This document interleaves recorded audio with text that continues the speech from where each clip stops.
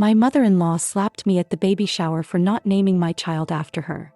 So I changed the locks and banned her forever. If you're just tuning in, please don't forget to hit the subscribe button and turn on the notification bell. And please show us some love with a like. And comment below to let us know where you're tuning in from. The baby shower decorations hung like delicate promises across the living room, soft pink and gold streamers catching the afternoon sunlight. The scent of vanilla cake and fresh flowers filled the air as laughter echoed from the kitchen where guests mingled, their voices a symphony of excitement and anticipation. It should have been perfect. She stood by the gift table, one hand resting protectively on her 8-month belly, watching friends and family celebrate the life growing inside her. The ivory maternity dress she'd chosen made her feel radiant, despite the constant ache in her lower back.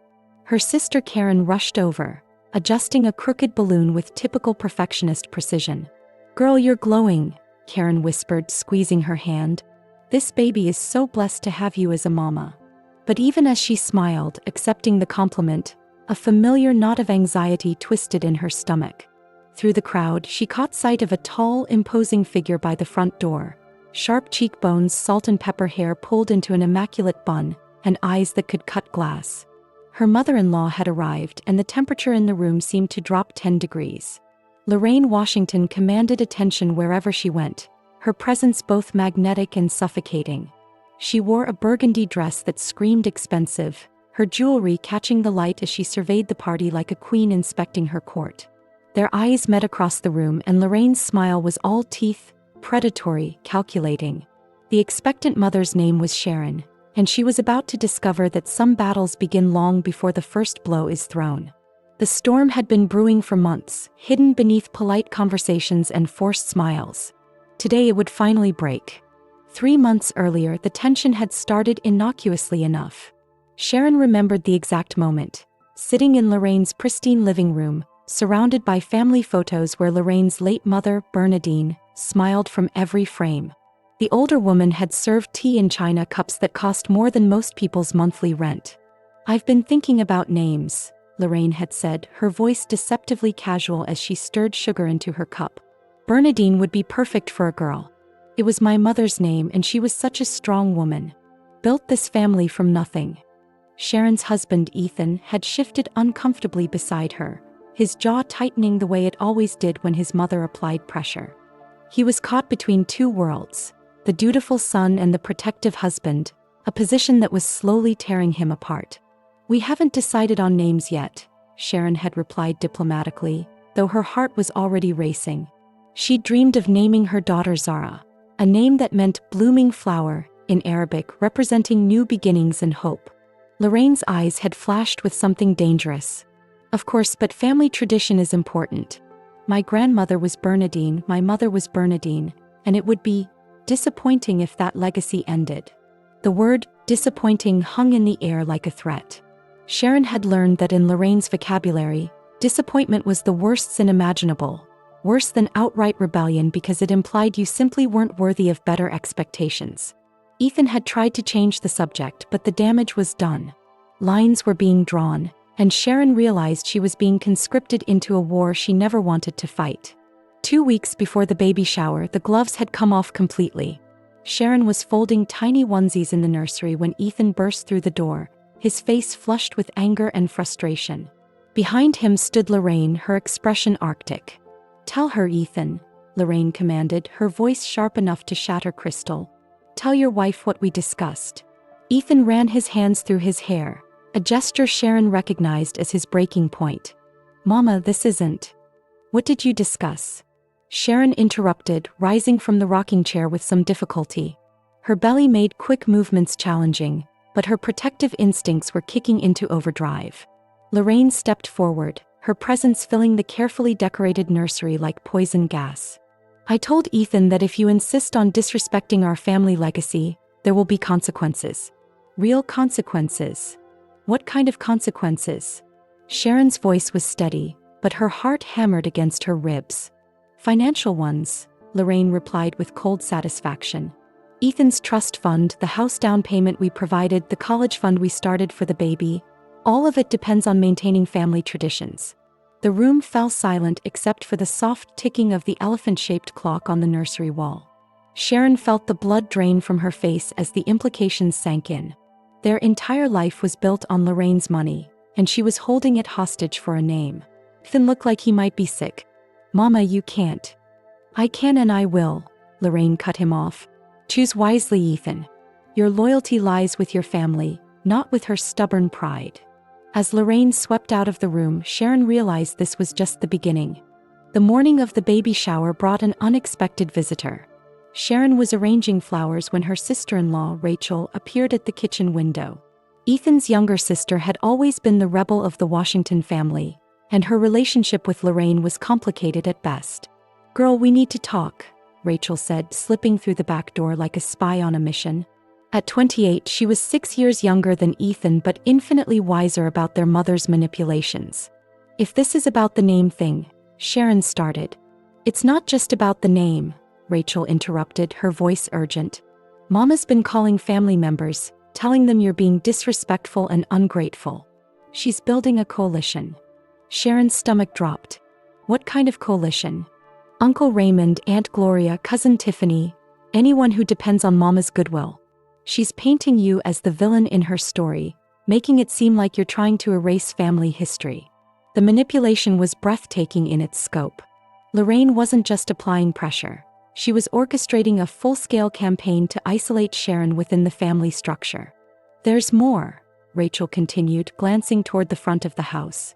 "I overheard her on the phone with Cousin Patricia. She said today was going to be a teaching moment about respect and family loyalty." A chill ran down Sharon's spine. "What does that mean?"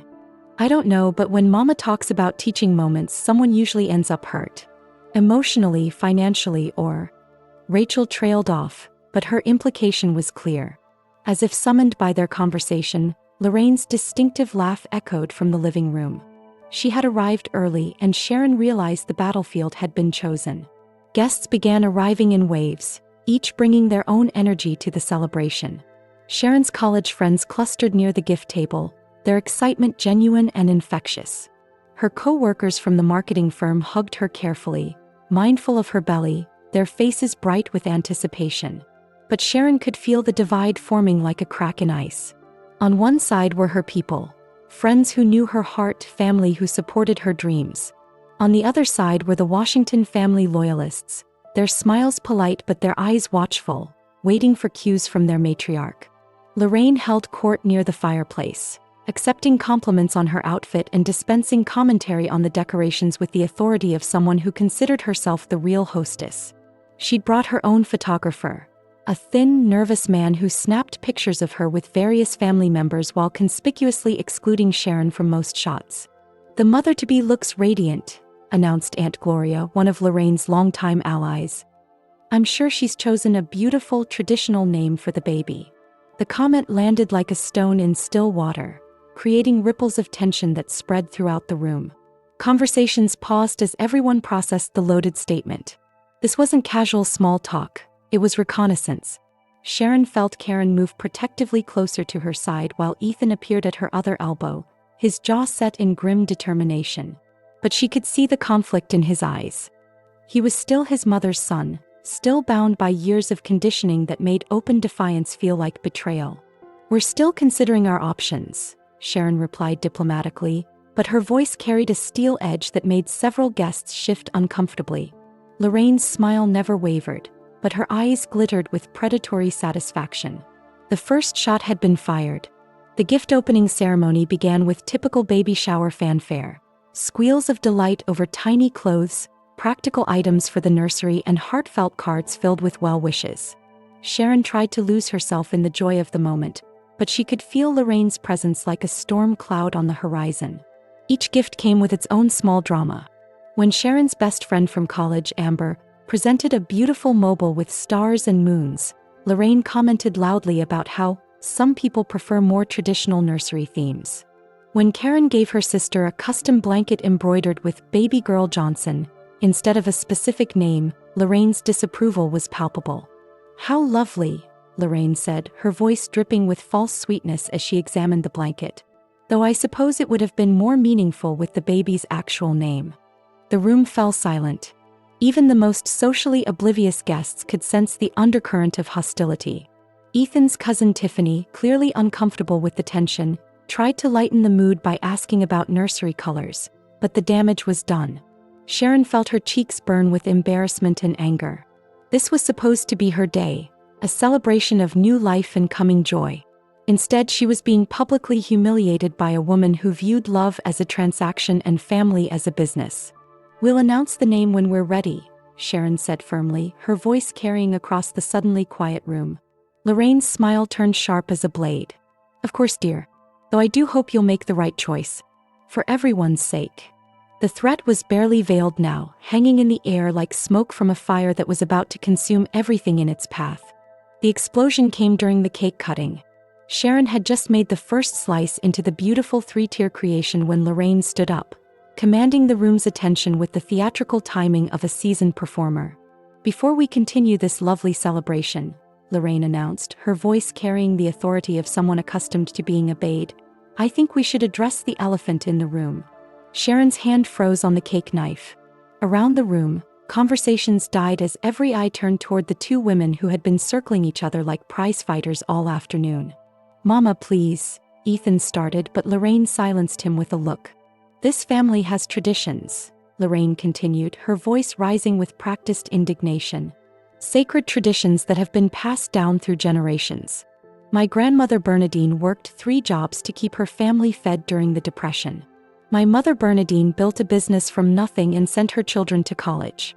And now when it's time to honor that legacy." She let the sentence hang in the air, her eyes boring into Sharon with laser intensity. "Mrs. Washington," Sharon said, her voice steady despite the tremor in her hands, "with all due respect, this is my child. By choice."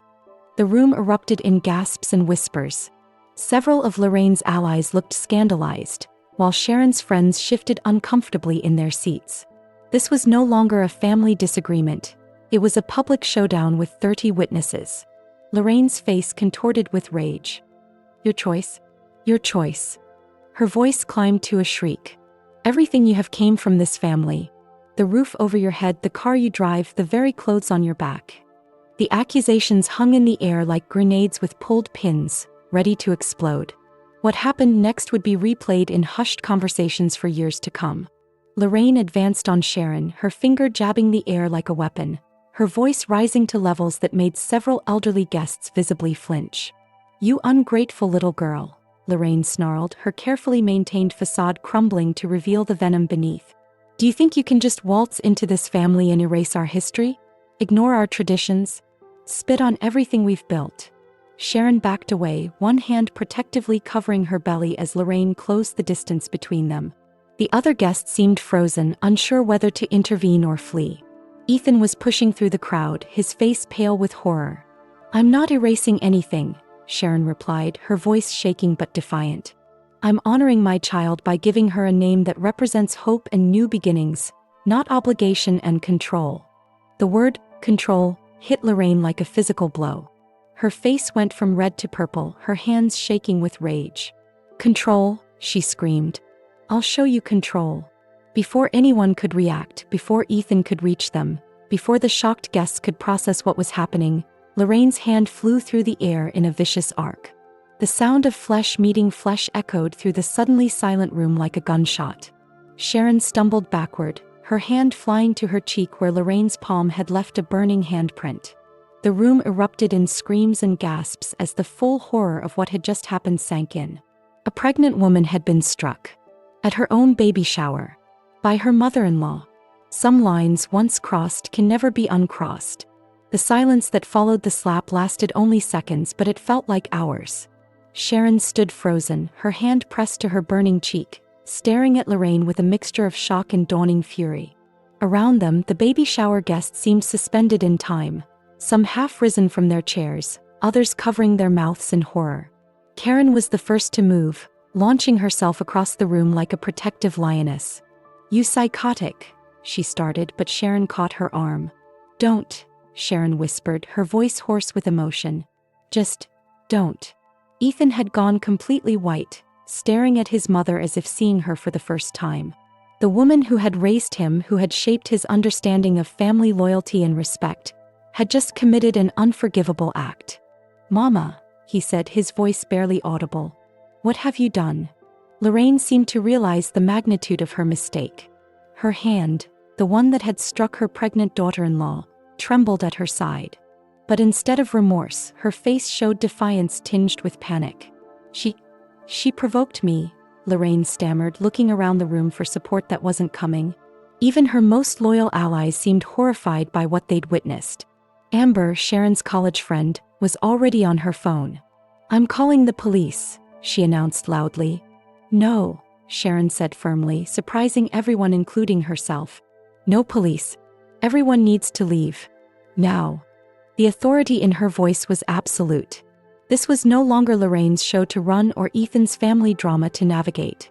This was Sharon's house, Sharon's life, and Sharon's decision to make.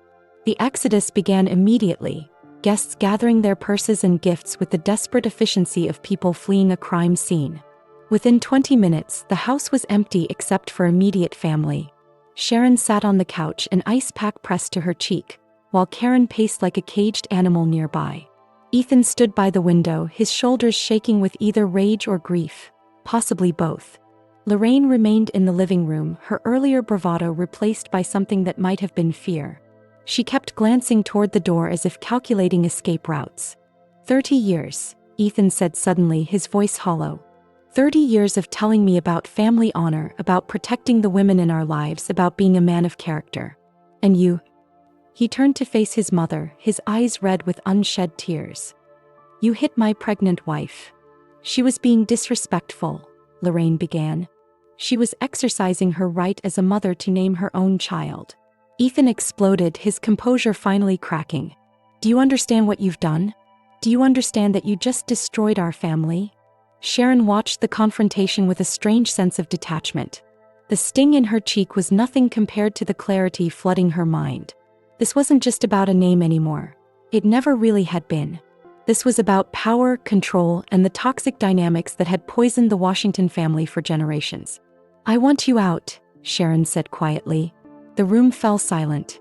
"I want you out of my house, and I never want to see you again." Lorraine's face crumpled. "Sharon, please, Get out." Sharon's voice was steel wrapped in silk. "And if you ever come near me or my child again, if you ever try to contact us, manipulate us, or hurt us in any way, I will make sure you regret it for the rest of your life." The threat wasn't empty, and everyone in the room knew it. The next morning brought a parade of decisions that would reshape their lives forever. Sharon woke with her cheeks still tender but her resolve absolute. She'd spent the night making lists, planning, preparing for the war she knew was coming. Ethan found her in the kitchen, surrounded by legal documents and her laptop open to real estate websites. "What's all this?" he asked, though his voice suggested he already knew. "I'm changing the locks today," Sharon replied without looking up. "I've already called a lawyer about the trust fund and house situation. And I'm looking at rental properties in case we need to move quickly." Ethan sank into a chair across from her, looking like he'd aged 10 years overnight. "Sharon, I know what she did was unforgivable, but she's still my mother." "Your mother hit me," Sharon interrupted, her voice deadly calm. "She hit your pregnant wife at our baby shower in front of 30 people. She threatened our financial security to force me to name our child after her dead mother. She orchestrated a campaign to turn your family against me."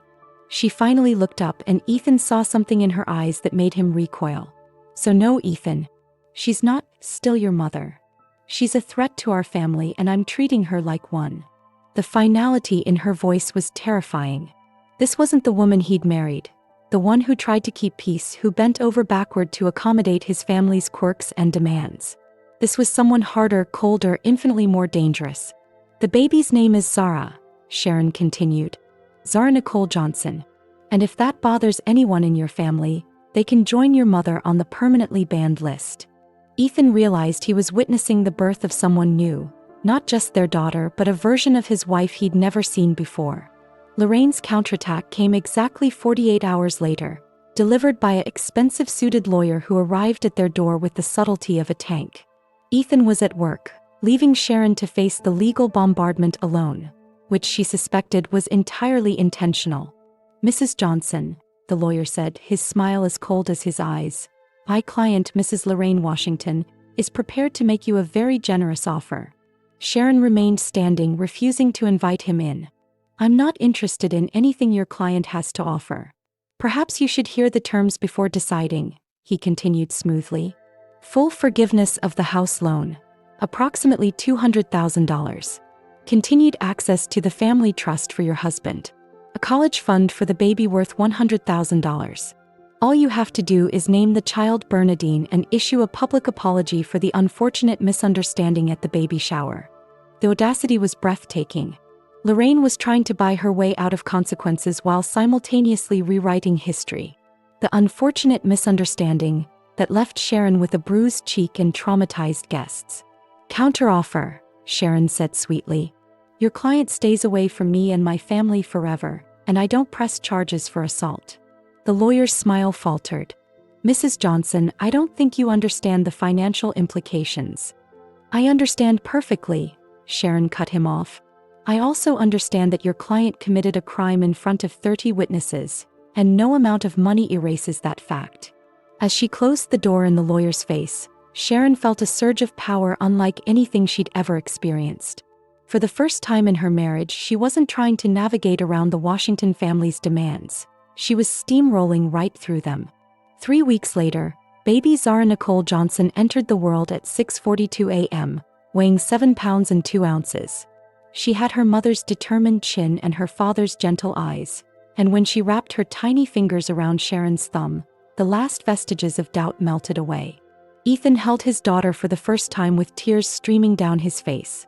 She's perfect, he whispered. Absolutely perfect. The hospital room was filled with flowers from friends and co-workers, but notably absent were any Washington family representatives. Lorraine had made one last desperate attempt to visit, showing up at the hospital with a massive bouquet and crocodile tears, but security had escorted her out per Sharon's explicit instructions. Any regrets? Karen asked, cradling her new niece with the careful reverence of someone holding precious crystal. Sharon considered the question seriously. They'd lost the house down payment and Ethan had been cut off from the family trust, but they'd found a beautiful rental across town. Ethan had finally started therapy to process the toxic family dynamics he'd grown up with. Most importantly, they were building their own family traditions. Ones based on love and respect rather than manipulation and control. None, Sharon said firmly, watching her husband make silly faces at their daughter. Not a single one. Outside their hospital room window, the world continued its ancient dance of seasons and change. But inside, 3 people had found something precious and rare. The courage to choose love over loyalty, authenticity over approval, and freedom over financial security. Zara Nicole Johnson would grow up knowing she was wanted, chosen, and celebrated for exactly who she was. And that, Sharon realized, was worth any price. The war was over. They had won. Thanks for listening. Give us a like if you like the video and share with us in the comments what you think about this lovely tale. We always enjoy reading your comments.